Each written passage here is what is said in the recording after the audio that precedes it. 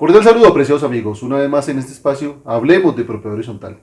Hoy nos ocuparemos del análisis del decreto 579 del 15 de abril, en el que el Gobierno Nacional reglamentó algunos aspectos sobre arrendamientos. Igualmente nos ocuparemos sobre el tema de propiedad horizontal. El Gobierno Nacional, mediante el decreto 579 del 15 de abril del año 2020, vino a disponer a una serie de normas aplicables al sector de los arrendamientos y a la propiedad horizontal a fin de conjurar los eventuales efectos nocivos que pueda tener la falta de pago en estos sectores. A continuación vamos a hacer un pequeño análisis de este decreto. ¿Cuánto duran las medidas? En primer lugar, lo importante es señalar que todas las prerrogativas concedidas en este decreto rigen desde la expedición del mismo, es decir, 15 de abril del año 2020 y hasta el 30 de junio de este año, es decir, 30 de junio del año 2020. ¿Se pueden practicar desalojos?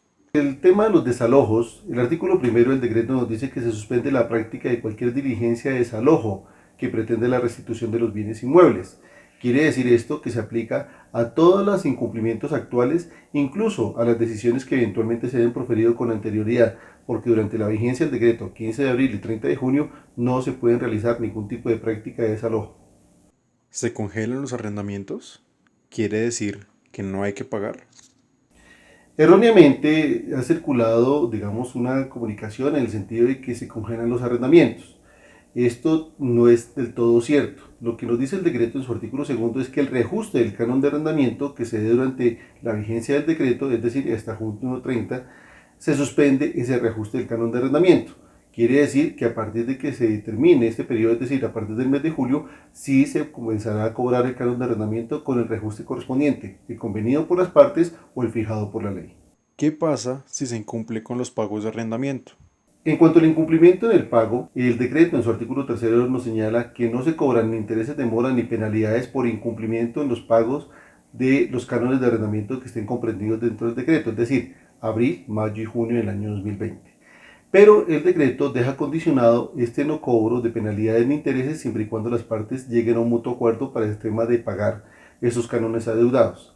Si no se llega a un mutuo acuerdo, lo que nos prevé el decreto es que se podrán cobrar los cánones adeudados con una tasa, con la mitad de la tasa de interés bancario corriente, es decir, no se cobran intereses de mora, sino se cobra una retribución que equivale a la mitad del interés bancario corriente para los créditos de consumo, certificado por la Superintendencia Financiera. ¿Qué pasa si no se pudo desocupar el inmueble?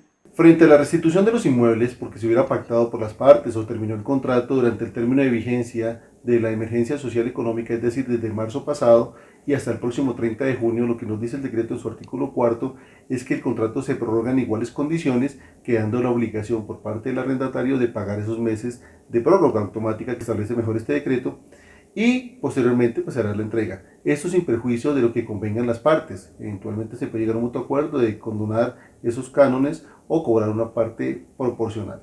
¿Qué pasa con los nuevos contratos? Para los contratos de arrendamiento que se hubieran celebrado pero no se hubiera entregado el inmueble para el disfrute del arrendatario, nos dice el decreto en su artículo 5 que quedan suspendidas las obligaciones contractuales hasta que termine la vigencia de este decreto, es decir, 30 de junio. Por lo tanto, a partir de julio serán exigibles las obligaciones contenidas en el contrato. Esto sin perjuicio de lo que convengan las partes. Si eventualmente deciden terminar el contrato por el no disfrute del inmueble, es perfectamente válido. Pero en principio lo que prevé el decreto es que ese contrato iniciaría ahora a partir de julio del año 2020. ¿A qué contratos aplican estas medidas? De acuerdo con el artículo 6 del decreto, nos dice que se aplican a todos los contratos que rigen en materia de derecho civil, comercial, para los pequeños, micro y mediana empresa, sean ellos urbanos o rurales, incluso para los celebrados con personas naturales o personas jurídicas sin ánimo de lucro.